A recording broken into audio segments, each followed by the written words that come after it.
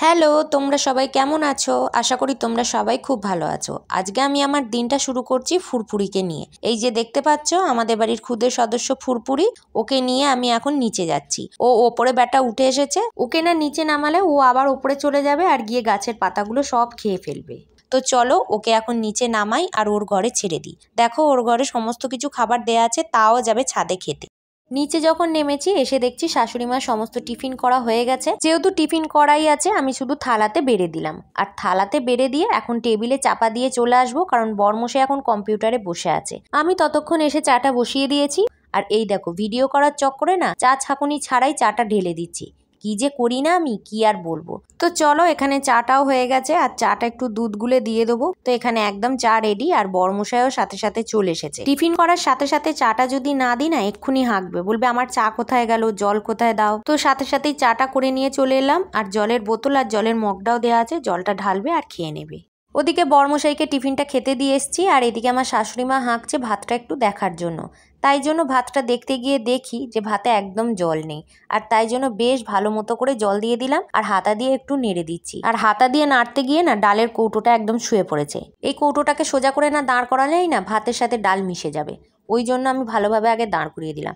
তো চলো এবার আমি টিফিনটা করে নিই, আলুর তরকারি আর মুড়ি।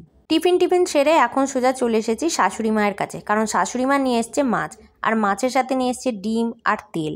এই মাছগুলো না আমি এখন করব, আর ওই প্যাকেটের মাছগুলো পরে করব। আর আজকে না মাছের ডিমও হবে, তাই জন্য মাছের ডিমে বেসন মাখিয়ে রেখেছে, আর এখানে তেলটা, আর এখানে এই মাছগুলো আজ করব। শাশুড়ি মা অন্যান্য কাজে ব্যস্ত থাকায় আজকে আমিই বসে পড়লাম আনাজ কাটতে, আর এখন সোজা নিয়ে বসে পড়েছি বাঁধাকপি কাটতে। আজকে হবে মাছের মাথা দিয়ে বাঁধাকপি। আমাদের বাড়িতে না মাছের মাথা দিয়ে যে কোনো তরকারি করলে সেই তরকারিটা খুবই ভালোবাসে। আজকে যেমন মাছের মাথা দিয়ে বাঁধাকপি হচ্ছে, অন্যান্য দিন কিন্তু পুঁই শাক দিয়েও আমাদের মাছের মাথা দিয়ে করা হয়, সেটাও খেতে খুব ভালো লাগে। আবার ধরো কোনো সময় মাছের মাথা পাওয়া গেল না, তখন কি করে চিংড়ি মাছ পেলে চিংড়ি মাছ নিয়েই চলে আসে।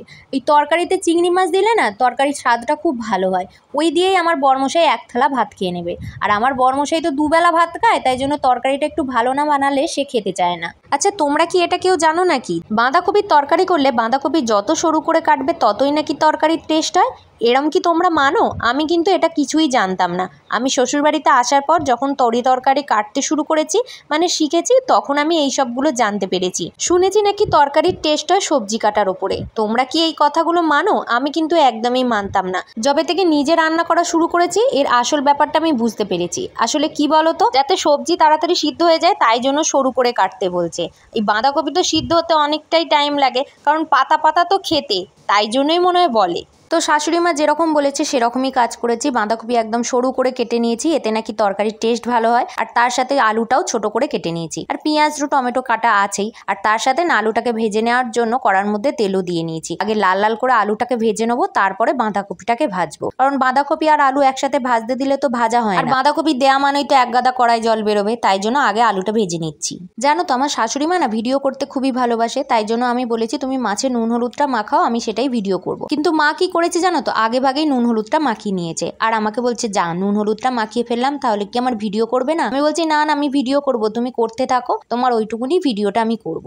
তারপরে বলতে না বলতেই বললো যা যা হওয়ার হয়ে গেছে, ছেড়ে দাও, তুমি এবার অন্য কিছু তোমার দেখাও, আমি পরে নয় ভিডিওতে আসবো। আমি বললাম আচ্ছা ঠিক আছে তাই।